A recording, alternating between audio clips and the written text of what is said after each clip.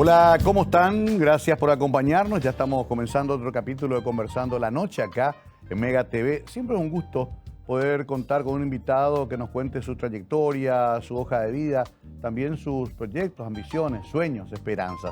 Convocamos a gente de todos los ámbitos. Hoy está con nosotros un senador muy activo y también integrante del Consejo de la Magistratura, en una instancia muy importante de nuestro ordenamiento jurídico institucional.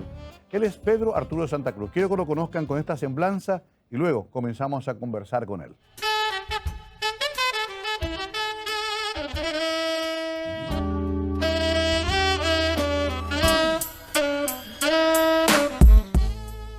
Pedro Santa Cruz nació el 27 de abril de 1962 en Quindío. Realizó sus estudios primarios en el Colegio Nacional Profesor Sebastián Cristóbal Pérez de Quindío. Los secundarios, en 1976, primer curso, Colegio Apostólico San José, Asunción. De 1977 a 1982, segundo al sexto curso, en el Colegio Nacional de Quindío. Obtuvo el título de bachiller en Ciencias y Letras. Sus estudios universitarios de 1986 a 1992 en la Universidad Nacional de Asunción. Facultad de Derecho y Ciencias Sociales, se recibió de abogado. Cuenta con un diplomado en Políticas Públicas con una maestría en España. En 2021 y actualmente está cursando la maestría en Gobierno y Gerencia Pública en la Universidad Americana. Fue asesor jurídico en la Contraloría General de la República desde 1996 hasta el 2006. Del 2008 al 2013 fue director de Relaciones Internacionales en el Ministerio del Interior, senador de la Nación en dos periodos, 2013, 2018 y 2018-2023. Se ha desempeñado hasta la actualidad en la Contraloría General de la República, el Ministerio del Interior y como senador nacional y representante del Senado ante el Consejo de la Magistratura.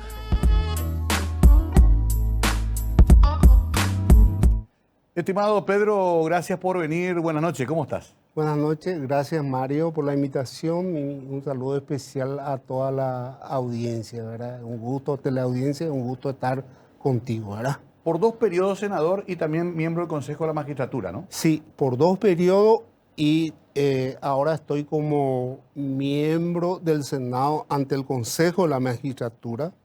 Hace un año que estoy asumiendo ese cargo. Y bueno, creo que estamos haciendo un buen trabajo en el Consejo, ¿verdad? Sí. Más tarde te voy a preguntar algunos detalles sobre todo lo que fue el proceso para la selección de los miembros de la Justicia Electoral, que fue muy interesante, y lo que se viene ahora con el nombramiento del nuevo fiscal general de Estado. Pero eso un poquito después. Quiero comenzar primero por tus orígenes.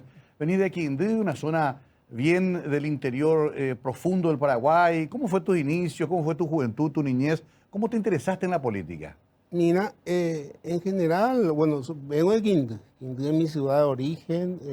Crecí, hice la escuela, el colegio en mi Quindío querido, ¿verdad?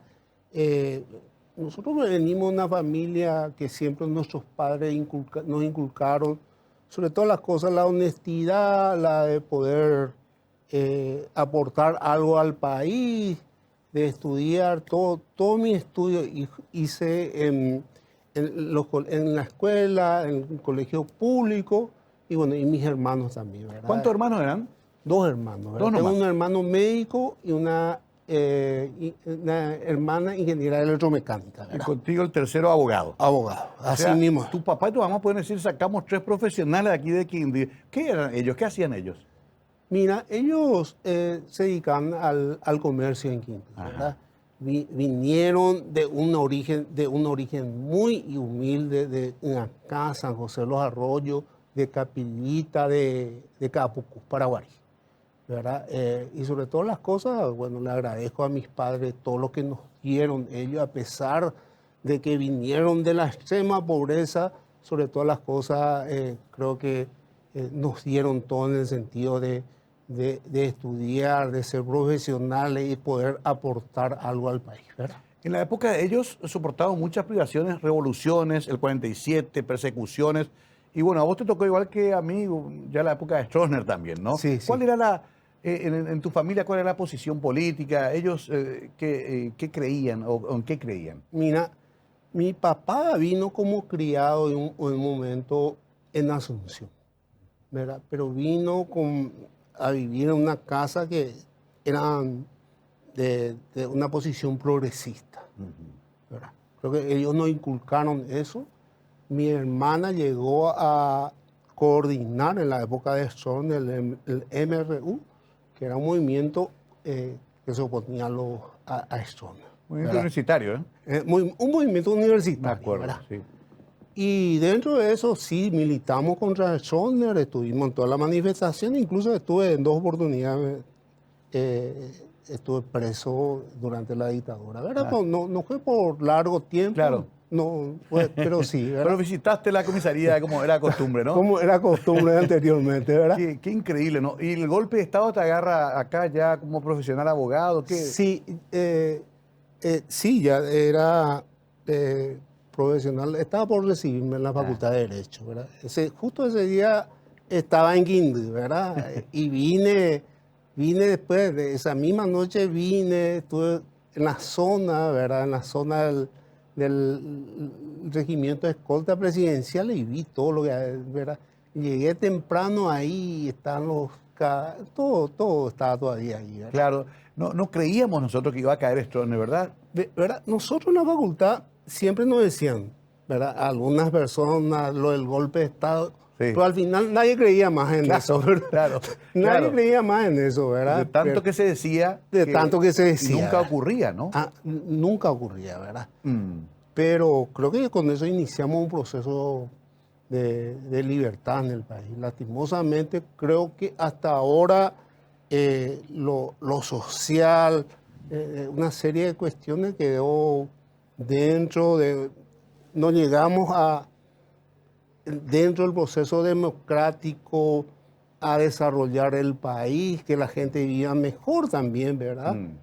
Hay mucha corrupción, no hay una visión de desarrollo del país, ¿verdad? Este es un país rico, creo que este país no se merece tener prácticamente 35% de pobres en este momento. Es un tema que te ocupa mucho. Te he visto mucho hablar sobre el tema y legislar sobre el tema.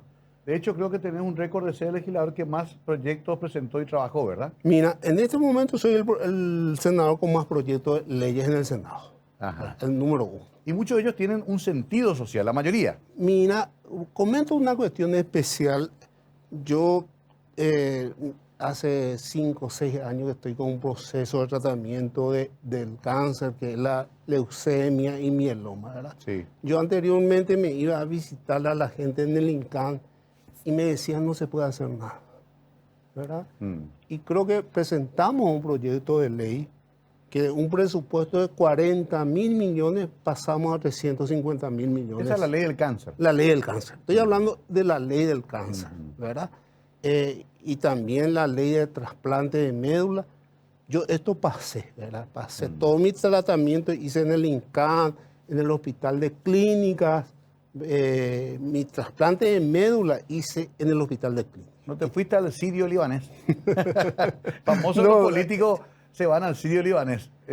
Todo muy bien, pero ojo, vamos a seguramente con un alto precio, ¿verdad? Vos tuviste que hacerlo acá.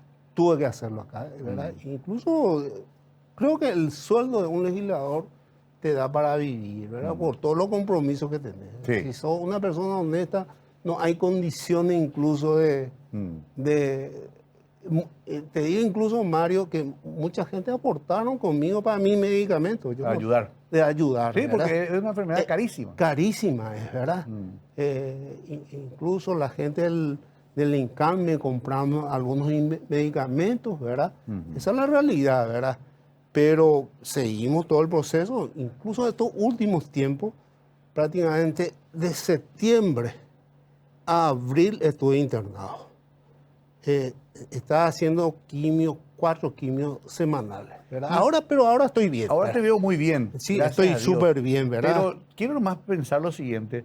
En medio de todo ese proceso, te dio el cuero, como decimos los paraguayos, para hacer una ley que finalmente es para todos. ¿Y funciona esta ley o todavía cuesta hacerla cumplir? Mira, yo creo que hay varios inconvenientes. Sobre todas las cosas en los procesos de licitación. ¿Verdad? Es mucho dinero, creo que hay muchos problemas a veces escuchamos que en el INCAN falta medicamentos y es por la burocracia. Creo Sí. que dinero hay, ¿verdad? Sí. Y realmente es una vergüenza creo que es una vergüenza. Claro, el lo que enfermo no pasa. puede esperar. No puede. Vos, Claro. en el cáncer vos tenés que tener Sí. en el momento los medicamentos, no podés cortar.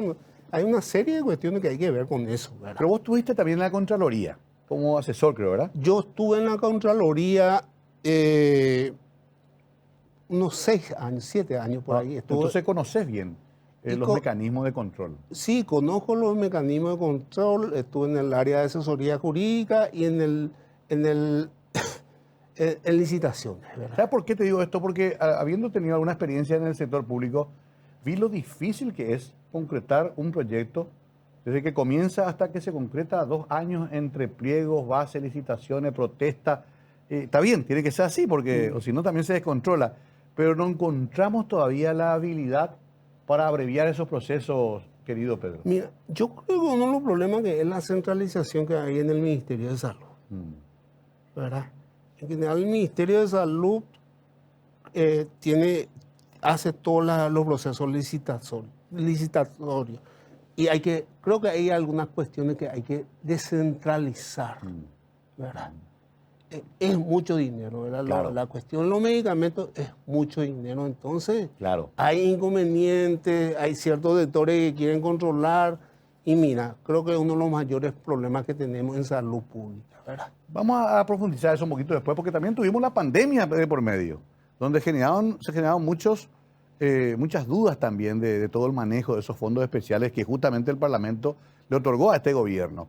Quiero preguntarte un poco tu parecer sobre eso. Y bueno, después ir hablando un poco de tu candidatura también como senador, ahora ya dentro del conglomerado del Frente Guazú. Te quiero preguntar por qué te integraste a ese sector y también un poco recorrer esa historia desde el golpe del 89, todo lo que fuiste haciendo, construyendo tu perfil político. Estamos recién comenzando, nos acomodamos bien acá. Pedro Arturo Santa Cruz, un senador que ha tenido muchísima presencia en su actividad parlamentaria y es importante que hoy nos cuente parte de ese trabajo que finalmente es el que todos exigimos a nuestros representantes. Ya volvemos con nuestro invitado de hoy, Conversando la Noche.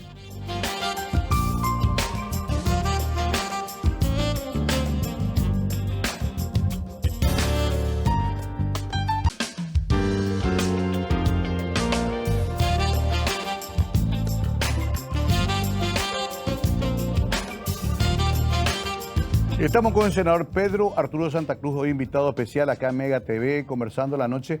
Pedro, me decías también, antes de comenzar, tenés 3 hijos grandes ya. Sí, tengo 3 hijos. ¿Quiénes son ellos? Pedro Arturo, Camilo y Ernesto. Algunos nombres medio zurdos tienen, ¿eh? Parece que tienen medio zurdo los nombres, ¿verdad? No, pero ellos siguieron tu camino en la Mira, política o... Ahora están en un proceso de estudiar. Mi hijo mayor acaba de terminar su maestría afuera, ¿verdad? ¿En qué materia? Biotecnología, ¿verdad? Qué bien. Estuvo en una universidad, acaba de venir hace un año por ahí que está con nosotros, habla 6 idiomas, ¿verdad? Formado Todo, científicamente. ¿verdad? Formado científicamente. Qué bueno. Y todo en lo público, ¿verdad? Ya. Todo en lo público. Camilo está haciendo el 3er año de ingeniería en la UNA y Ernesto está terminando su colegio, ¿verdad? Está bien, o sea, bien encaminados los muchachos. Bien encaminado, No ¿verdad? puedes quejarte. En general, ¿verdad? En general, muy bien. Muy bien, ¿verdad? No puedes quejarte. Pedro, cuando cayó Stroessner, todos nos entusiasmamos y comenzamos a participar donde podíamos. ¿Verdad? Había distintas instancias, apareció Constitución para Todos, APT, aparecieron varios movimientos progresistas. ¿Vos dónde te ubicaste? Mira, yo llegué a un momento dado cuando después de la caída de la dictadura estaba terminando la facultad y tomé la opción política. Tomé la opción política, estuve en Constitución para Todos, estuve en la conducción de Constitución para Todos, ¿verdad? Estuvimos en el encuentro nacional con Carlos Filisola y con todo el equipo, ¿verdad? En País Solidario y PDP. Esa es mi trayectoria política, ¿verdad? Ahora estoy en el Frente Guazú y Munguetá, ¿verdad? Sí, eso vi que fue tu última opción, digamos. ¿Por qué fue ese? ¿Cómo tomaste esa decisión? Mira, creo que se da en nuestro país un hecho importante. Es la tercera vez que los movimientos progresistas se están uniendo. La primera vez fue en la Constituyente, Sí, ¿verdad? En la Constituyente. Y tuvimos un buen resultado de 11%. La segunda vez en el 2008, claro. que se ganó La alianza. la alianza, ¿verdad? Y ahora estamos en un proceso que 15 partidos y movimientos progresistas se unieron para estas elecciones, ¿verdad? Entonces, entro a aportar dentro de lo que puedo para la construcción de una opción política progresista para el país, ¿verdad? Interesante. Esa es mi visión. Consolidar esa visión. Ahora, ahí hay un punto que me gustaría preguntarte porque mucha gente lo hará. Ahí pareciera como que se bifurcó la idea. Por un lado, Esperanza quedó dentro de la concertación. Y por otro lado, otro grupo acompaña al doctor Euclides Acevedo. Finalmente, ¿eso va a confluir de vuelta en algún conglomerado opositor si ganaran los colorados o de gobierno si ganara algún representante de la oposición? Mira, Mario, para mí lo importante es que por primera, o sea, estamos unidos en la lista de senadores, de diputados y de junta departamental en el país, Correcto. ¿verdad? Creo que cada uno vamos a tomar una posición ya definitiva después de las internas de los partidos políticos, ¿verdad? Entiendo. Después del 18 de diciembre que estaríamos viendo y analizando, ¿verdad? Yo en este momento, ¿verdad? Estoy en una posición de que mi posición política lo voy a definir a partir de las internas. ¿Y por qué eso? Yo creo que estamos en un momento difícil del país. Sí. Es ir al retroceso, ¿verdad? Y definitivamente necesitamos un cambio, ¿verdad? Una opción diferente a lo que tuvimos hasta ahora, lo de Cartes y este gobierno mismo, ¿verdad?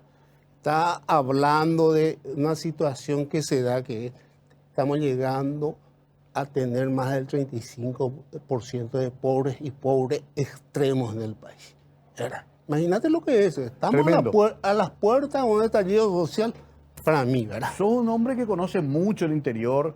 Varias veces saliste en defensa de grupos muy vulnerables, campesinos sin tierra, gente que es desalojada, indígenas.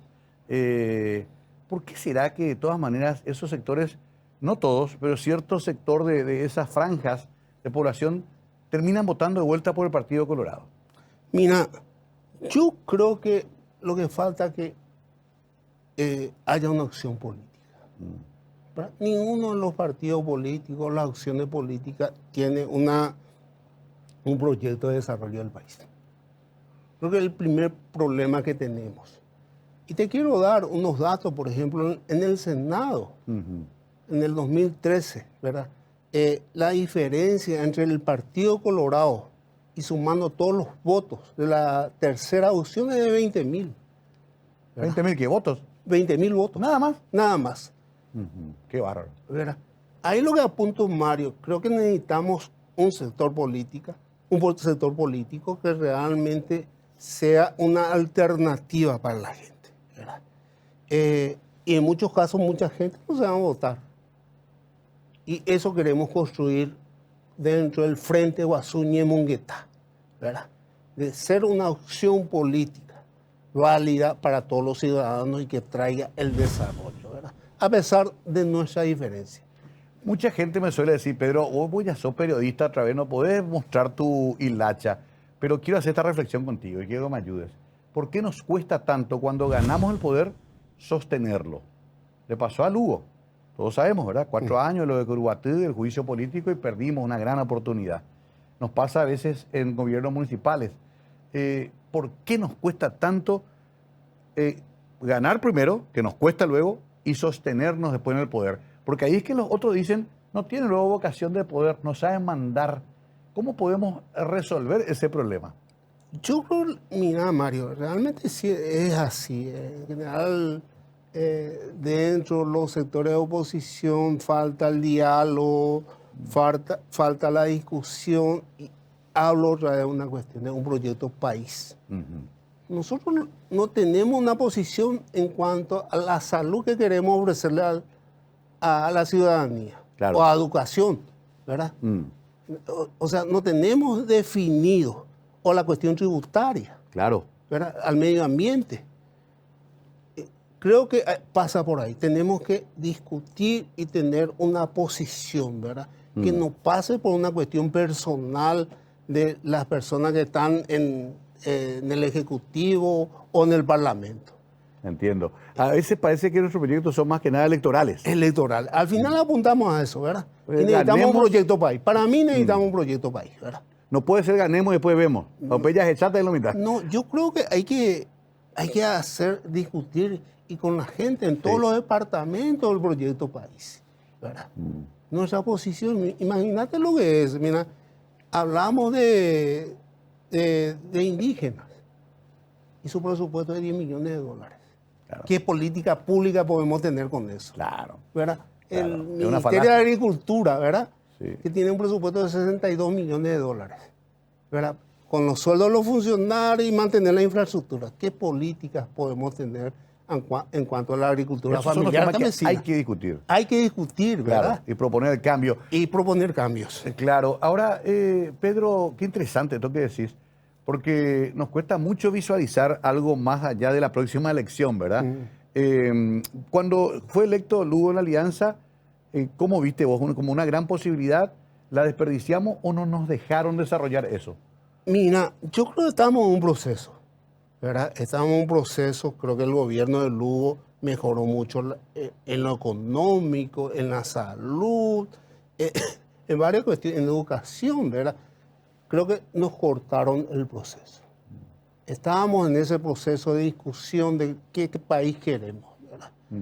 Y al final se cortó eso. Hay que recuperar ese proceso. Y hay que recuperar ese proceso, ¿verdad? Hay que recuperar. Necesitamos un país diferente, ¿verdad?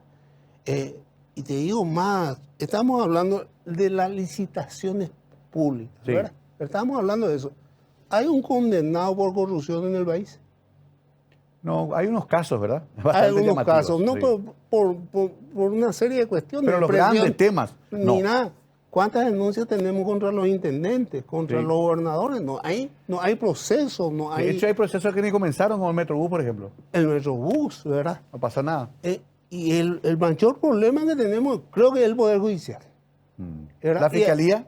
Y ahora estamos en un proceso, Mm. ¿verdad? Estamos en un proceso ya avanzado de selección de la terna para la Fiscalía. ¿Cuál es tu visión sobre la labor de Sandra Quiñones?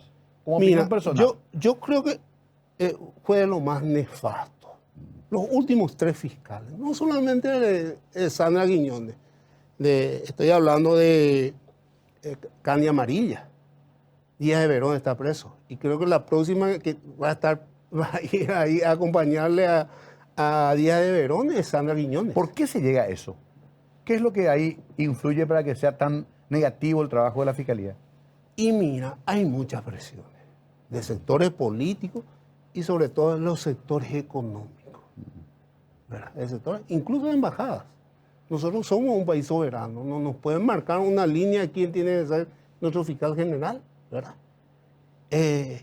A mí me parece, mira, lo de Sandra respondió al cartismo, al grupo económico de Cartes. Imagínate lo que pasó con la muerte de Rodrigo Quintana.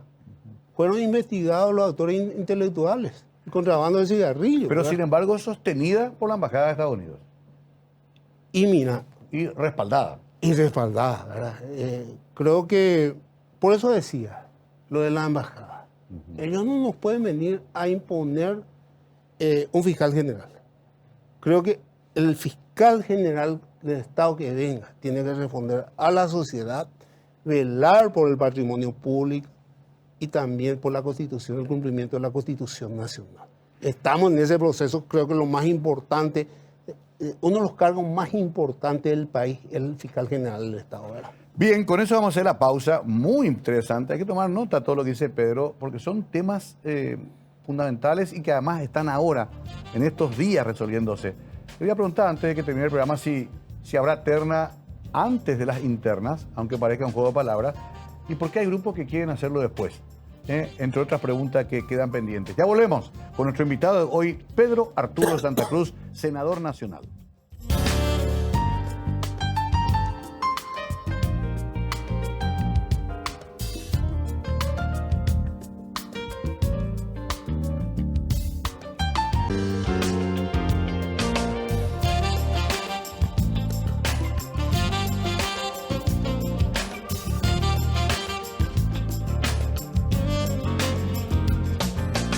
Seguimos conversando en la noche con Pedro Arturo Santa Cruz, senador nacional, miembro del Consejo de la Magistratura, político ya de mucha experiencia, con el cual estamos compartiendo sus puntos de vista, entendiendo un poco mejor cuál es su principal actividad y sobre todo qué piensa él con respecto a lo que hay que hacer con nuestro país. Volviendo al tema electoral, que es lo más inmediato, ¿no será fácil para cualquier gobierno de la oposición que llegara a ganar en marzo del año que viene tener una posición tan fuerte como la ANR? De hecho, ya se experimentó eso y no fue fácil nunca. Ahí habrá que buscar también algunos pactos, algunos acuerdos, Pedro. Mira, yo creo que la política, sobre todas las cosas, hay que hacer pactos constructivos que beneficia al país, sobre todas las cosas.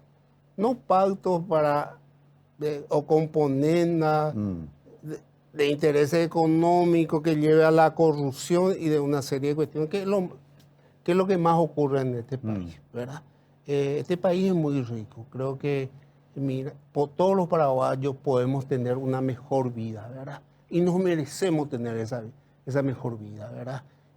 Y repito, esto va a ser demasiado importante, estas elecciones que se vienen, ¿verdad? Que se avecinan, y sobre todas las cosas, elegir a un buen presidente, a las mejores personas para integrar el Congreso, tanto el Senado o el Poder Legislativo, ¿verdad? Pero Mario, quiero señalar un poco otra vez la cuestión de la Fiscalía. Sí. ¿Verdad? Me parece que estamos en un momento muy importante, ¿verdad? Y digo por qué. Vamos a suponer que hagamos el proceso de selección después de la interna de los partidos políticos. El movimiento que gane, ¿verdad?, las próximas internas del Partido Colorado va a imponer su candidatura.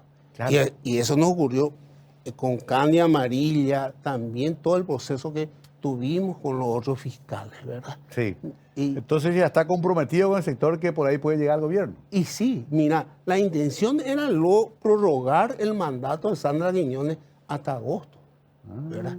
Mira, y los demás fiscales anteriores estuvieron 6 años, no 5 años, por toda esta cuestión electoral, porque justo en el momento electoral se elige al fiscal general o se designa al fiscal general del Estado, ¿verdad? Justo. Entonces hay que hacer antes de las internas de los partidos políticos. Pero hay sectores que dicen no, vamos a esperar después de diciembre. Mira, yo siempre hablo con la verdad y quiero decir, ¿verdad? Hay sectores que no quieren, ¿verdad? Como el sector artista. En general, desde el momento que yo presenté mi nota para que sea llamado ya al concurso y el reglamento para la selección recibió una serie de críticas de todos los medios que responden a un sector económico y político, ¿verdad? Ese sector no quiere antes de la interna. No quiere antes de la interna.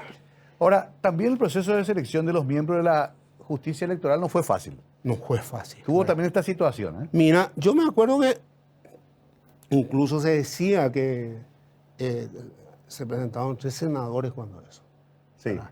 Hermelina Ortega, Salim Busarqui y Ancho Ramírez, que ya está todo cocinado, que iban a ser los miembros del Consejo. Y le tenemos a Rosell, que fue el número 1 entre todos, y al doctor Bogarín, que fue el número 3. Fue un proceso difícil porque hubo presiones de todos los sectores. Y creo que vamos a mantenernos en el Consejo en ese sentido, de seleccionar a los mejores. Y ahí hay una cuestión para mí demasiado importante, ¿verdad? El reglamento que presentamos creo que es participativo, transparente. Mario Ferreiro se puede ir dentro de las audiencias públicas a preguntarle a Juan Pérez su vida pasada, su formación, todo. Y nosotros, los miembros del Consejo, tenemos que fundamentar nuestras decisiones. Ya. Públicamente. O sea, a Mario Ferreiro le doy 20 puntos por esto, por esto. Sí. Anteriormente era una calificación que uno no tenía que fundamentar, era secreto. Por eso también llegaban gente con muy baja calificación. Y por eso llega Sandra, que está en el puesto 60, ¿verdad? Claro. ¿Entendés? Y mira, creo que es un avance importante en ese sentido. Y no solamente trabajamos eso, denunciamos las afiliaciones políticas, la participación en las internas de fiscales y magistrados. Presentamos un proyecto de ley que ya fue aprobado en el Senado, que es la rotación de los miembros de la Corte en la superintendencia. Mira, teníamos el caso del doctor Frete, que hace más de 20 años está para varias misiones, tenía todo controlado, los fiscales, los magistrados, y tenía un equipo de abogados que trabajaban directamente. ¿Verdad? Creo que son pequeños avances que estamos dando, y también la transmisión en directo. Sí. Un proyecto de ley que presenté. De las sesiones. La sesión del Tribunal Electoral, del Consejo de la Magistratura, del Jurado de Enjuiciamiento de Magistrados, ¿verdad? Y los reglamentos, ¿verdad? La transparencia, ¿verdad? Que todo sea público. Creo que son avances importantes y sobre todas las cosas creo que lo de la fiscalía es fundamental.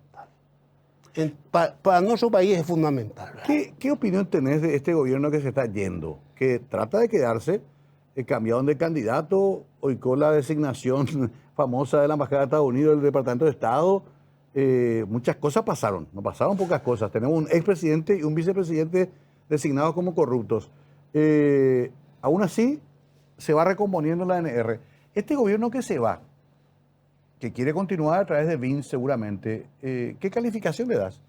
Mira, Mario, yo creo que no hay una diferencia en cuanto a la cuestión de corrupción, en cuanto a la proyección del país de los últimos gobiernos colorados. ¿Son iguales todos? Son iguales todos. ¿Verdad? La corrupción de esta situación económica que está el país. Por eso siempre digo, necesitamos una alternancia. Pero necesitamos una alternancia y necesitamos que en abril próximo la ciudadanía se vaya a ejercer su poder, que es seleccionar tanto para el candidato a mejor, al presidente que esté mejor, ¿verdad? Y también tanto a los legisladores y a los diputados y senadores. O sea, vos gane Vince o gane Peña, ¿te parece que si ellos llegan a tomar el gobierno no van a ser muy diferentes? No van a ser diferentes, ¿verdad? Yo creo que no van a ser diferentes. Ahora, ahí, Pedro, quiero tocarte algo que es muy, muy sensible. Sectores fuertes económicos de la producción, los agroexportadores, los ganaderos, los industriales, siguen desconfiando del sector progresista. Es un mañana ahí, dicen, no, estos son medio raros. Mejor nos vamos a seguir con lo que ya conocemos. No sé si me explico la visión. ¿Cómo se revierte esa suerte de prejuicio que hay sobre los sectores progresistas, Pedro? Mira, te digo una cuestión. Creo que miran con desconfianza por una serie de cuestiones. Creo que una cuestión principal de lo que pasa es la cuestión tributaria. ¿Verdad? En este país se recauda 4.500 millones de dólares por año. Sí. El 70% viene del IVA. O sea, la gente más la gente común, clase media y la gente pobre. Sí. ¿Verdad? Y por decirte, en impuestos inmobiliarios recaudamos 29 millones de dólares. Imagínate, 29 millones de dólares. O sea, la gente que tiene propiedades no tributa. No tributa. Grandes propiedades. Grandes propiedades, ¿verdad? Toda esta cuestión, creo que en este caso tenemos la presión tributaria que nos llega al 10%. En la región está por más del 20%. Y por decirte, el cigarrillo paga cerca del 20%. En la región está 90%. ¿90%? 90%, 80-90%. ¿Verdad? Cosa que acá se subió, ¿eh? Acá se subió, ¿verdad? Y te voy a decir un dato que me parece importante. El país nuestro país gasta 240 millones de dólares en enfermedades relacionadas al cigarrillo. Enfermos cardiovasculares, claro, cáncer, una serie de cuestiones. ¿Sabes cuánto recaudamos? ¿Cuánto? 80. O sea, no da ni para cubrir lo que genera. O sea, estamos pagando por cartes los impuestos que... el problema de salud que ocasiona el cigarrillo al país. ¿Esos datos vos los tenés bien corroborados? Sí, yo hice un estudio con la gente de la bicameral de presupuesto, ¿verdad? Tengo todos esos estudios, ¿verdad? Claro. O sea, esa es una cosa que hay que transformar. Mira, y te doy un dato más. Nosotros recaudamos 30 millones de dólares en peaje y gastamos 300 en mantenimiento de ruta. ¿Y quiénes son los grandes camiones, tanto que transportan soja? Claro. ¿Verdad? Destruyen las rutas. Sí. ¿Verdad? O sea, el pueblo tiene que pagar todos esos gastos. Por lo que falta una equidad tributaria, ¿no? Creo que una de las cuestiones, uno de los problemas principales que tenemos es la falta de equidad tributaria. Claro. ¿Verdad? Y sobre todas las cosas, para tener Estado, creo que el país tiene que tener más recaudación. 900 millones de dólares gastamos en salud y para tener salud gratuita necesitamos gastar 2.000 millones de guaraníes. ¿Verdad? El político que dice que yo voy a mejorar la salud con este presupuesto miente por la cuestión indígena. ¿Verdad? Bueno, números muy claros, muy contundentes lo que trae Pedro, que se ha pasado estudiando esto en toda su vida parlamentaria y también su vida política. Después le voy a, como dicen los muchachos, escupir el asado, porque los productores dicen, no, pero no queremos pagar impuestos para que mantengan los vagos ahí que tienen en la función pública, dicen. Cuando ahorren más en el gasto público vamos a pagar impuestos. Yo sé que no tiene que ser así, pero eso dicen. Vamos a ver qué nos contesta Pedro a la vuelta de la pausa. Nuestro invitado especial, última parte ya de esta interesantísima conversación aquí en Mega TV.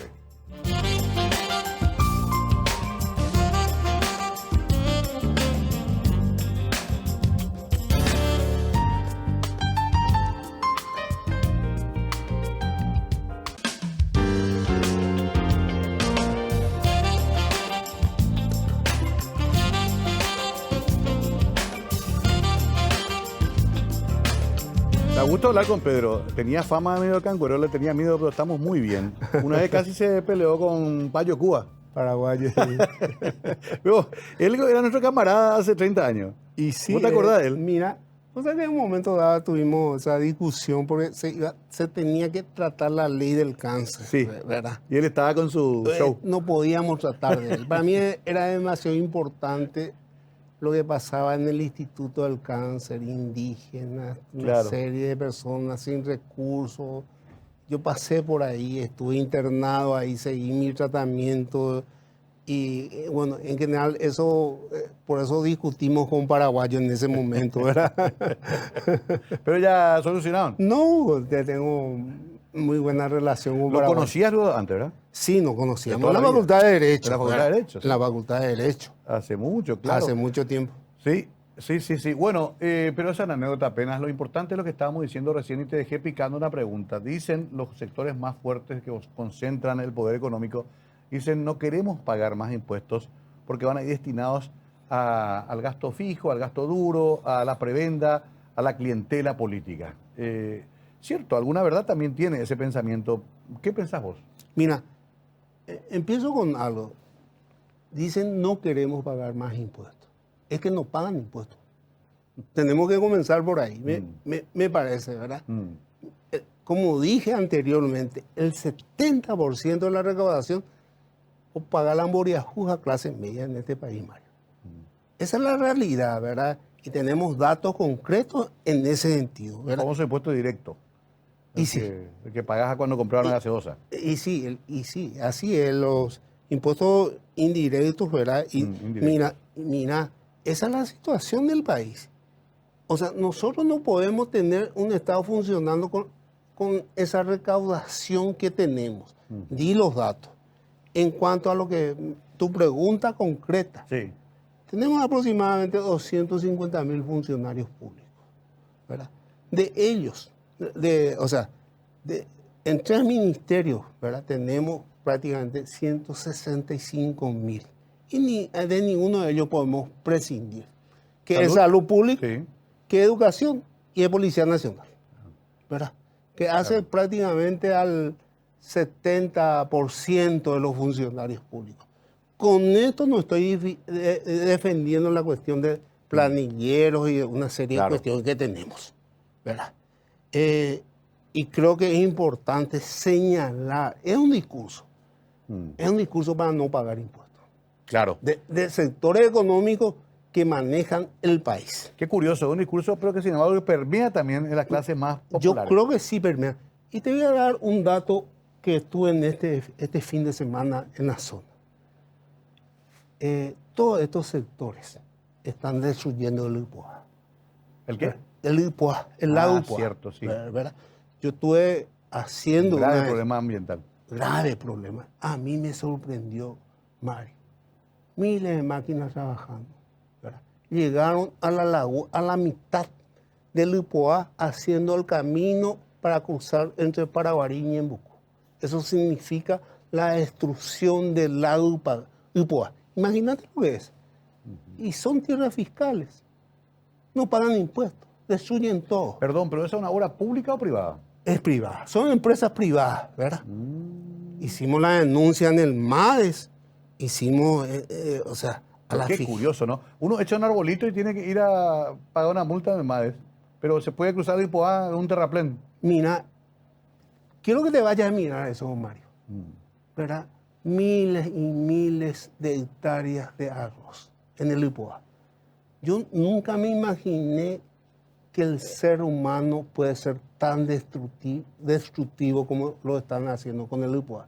Es como el pulmón del Paraguay, es como la Amazonas para el mundo, ¿verdad? Claro, para nosotros sí. Sí, para Y nosotros acá es no nuestro funciona. pulmón. No hay cuál, no mitad, a ver, no. No, estos tipos, estos bandidos del MADE, entre ellos Ariel Oviedo, le dan la licencia. Y la fiscalía coimea con ellos. Qué locura. Esos son los grandes temas que hay que encarar ya Esos son nomás. los grandes temas. Nosotros presentamos un proyecto de ley, ¿verdad? Se va a tratar el 24 de noviembre, ¿verdad? Sobre la cuestión de los humedales, que prohíbe toda intervención humana en los humedales. Claro, Están destruyendo nuestros ríos. Mira lo que está pasando con el Tebicuarde. sí, que está ¿Verdad? casi seco, ¿no? ¿Y quiénes son esos? Los sectores económicos. Sí, en la famosa disyuntiva, para producir tenemos que únicamente agredir al medio ambiente. Y cuando se hacen los cuestionamientos internacionales se dice, sí, pero ellos ya hicieron todo allá y ahora quieren que nosotros hagamos. Pasa ahora con el tema del metano también y la ganadería. No es fácil, Pedro, y vamos a tener poco tiempo ya para cerrar, pero esos son los grandes temas que le espera a un gobierno que logre ganar el año que viene la elección y que debe desafiar a la oposición para obtener ese triunfo, Pedro. Mira, te quiero dar O si no, no va a cambiar. Mira, te quiero dar un dato para mí importante, la cuestión de tierra. Sí, ¿Verdad? Nosotros en este momento tenemos las tierras malavidas. la famosa Tierra Maravilla. ¿Sí? Y tenemos 1.200.000 hectáreas que son tierras públicas que compró el INDER para la reforma agraria. Entre ellos lo de Antevicue, que son más de 300.000 hectáreas. Y los asentamientos abandonados. Son tierras públicas que están en manos de estos sectores poderosos, ¿verdad? En este momento. Por eso esta cuestión de la ley Riera Zavala, de los 10 años, ¿verdad? Y no pagan nada, no pagan impuestos. Son tierras que compró el Estado paraguayo, son tierras que compró el INDER para la reforma agraria, ¿verdad? Imagínate lo que es eso. Son los grandes temas que tenemos que tener en cuenta para el próximo gobierno, ¿verdad? Y para el Parlamento, ¿verdad? Claro, para la agenda parlamentaria también. Para la agenda parlamentaria. Pero llego a la conclusión, Pedro, que de acuerdo a tu visión, si no se obtiene un triunfo el año que viene va a ser muy difícil. Va a seguir todo igual. Mira, en general nosotros decimos los políticos, Sí, ¿verdad? Creo que los cambios que se propuso en el Consejo vino de un político. ¿Verdad? Lo otro, lo que quiero decir, muchos de estos políticos, ¿verdad?, que al final están en el Parlamento, tanto en el Senado como en diputados, ¿verdad?, son financiados por estos sectores económicos y responden a estos sectores económicos. Por eso que he presentado un proyecto de ley como la ley de humedales. Yo no sé si va a ser aprobado. claro. Porque estos tipos que están, o sea, los parlamentarios que están ahí, muchos de ellos, no digo todos, hay muy Claro. buenos parlamentarios, ¿verdad? Sí, entiendo. Son financiados por sectores económicos, ¿verdad? Bueno, Pedro Santa Cruz es muy frontal, es muy directo, no anda con muchas metáforas ni poesía, sino que dice exactamente su pensamiento y muchos son muy importantes de reflexionarlos por lo menos al momento de votar. Pedro, nos quedan 2 minutos. ¿Por qué habría que votarte a vos de vuelta? ¿Qué es lo que vos defenderías en el Parlamento a la gente que está mirando el programa? Mira, yo creo que seguiría en lo mismo, dependiendo del medio ambiente, la cuestión tributaria, la cuestión en general de proyectos de ley que traiga el desarrollo al país, salud pública, educación, ¿en qué es lo que estoy? ¿Verdad? Digo esto, Mario, yo soy el número 1 en proyectos de ley en el Senado y leyes importantes para el país. En salud pública, la ley de trasplante de médula, la ley del cáncer, ahora el próximo jueves vamos a pedir el tratamiento de una ley de emergencia para las emergencias médicas, que trabajamos con los médicos ahí, en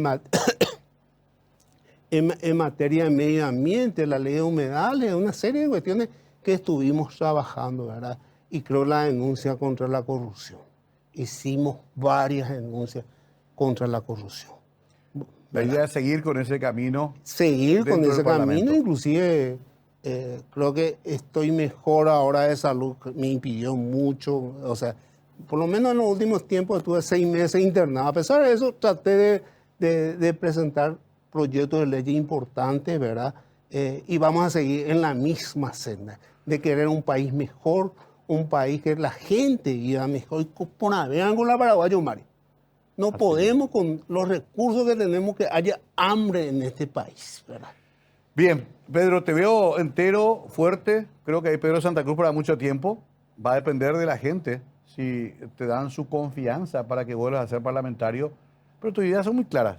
Ya sabemos lo que querés. Es bueno eso que la gente lo entienda también.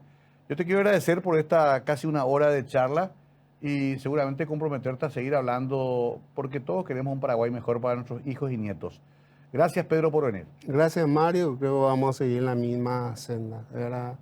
En general, vamos siempre a seguir con la verdad y con la posición de defender que los paraguayos vivan mejor, ¿verdad? ¿Tendremos terna antes de las internas de los partidos políticos? Sí, Mario, vamos a tener. Con certeza te digo. Mucha Ningún seguridad. poder político, ni embajada, ni poder económico va a impedir eso. Ahí está, tajante la última respuesta. Así es Pedro Arturo Santa Cruz. Conversábamos con él esta noche aquí en Mega TV. Siempre es un gusto. Les esperamos próximamente acá de vuelta, siempre en Mega TV, Mega Cadena de Comunicación. Buenas noches.